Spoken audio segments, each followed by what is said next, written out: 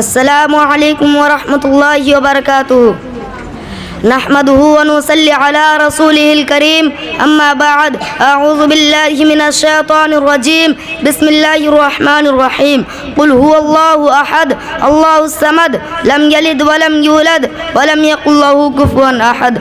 حاضرین مجلس، حکم صاحبان، مہمانان خصوصی، معزز اساتذہ اکرام اور میرے پیارے بھائیوں، آج اس خوبصورت محفل میں میری تقریر کا عنوان ہے جنت اور دوزخ.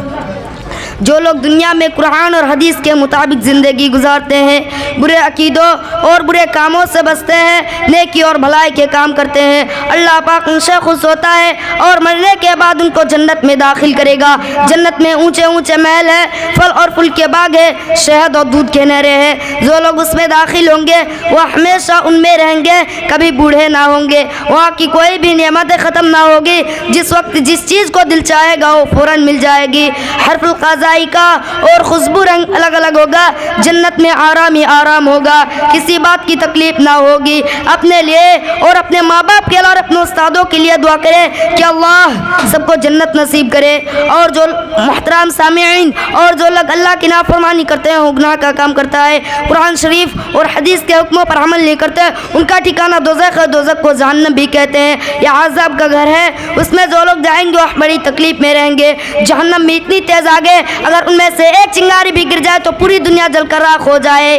بھلا بتاؤ، جب ہم اس دنیا کے آنچ کو برداشت نہیں کر سکتے تو دوزخ کی آگ کو کیسے برداشت کر سکتے؟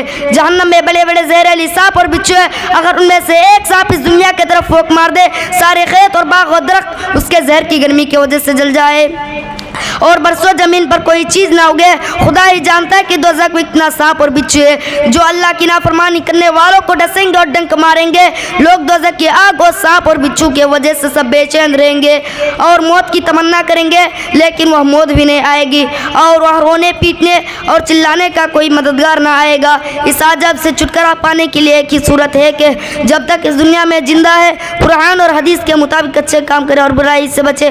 اللہ پاک ہم سب کو دوزخ کے عذاب سے بچا لے، جنت میں جگہ دے، آمین. اب میں اسے تقریر ختم کرتا ہوں. وما علینا الا البلاغ. السلام علیکم ورحمۃ اللہ وبرکاتہ.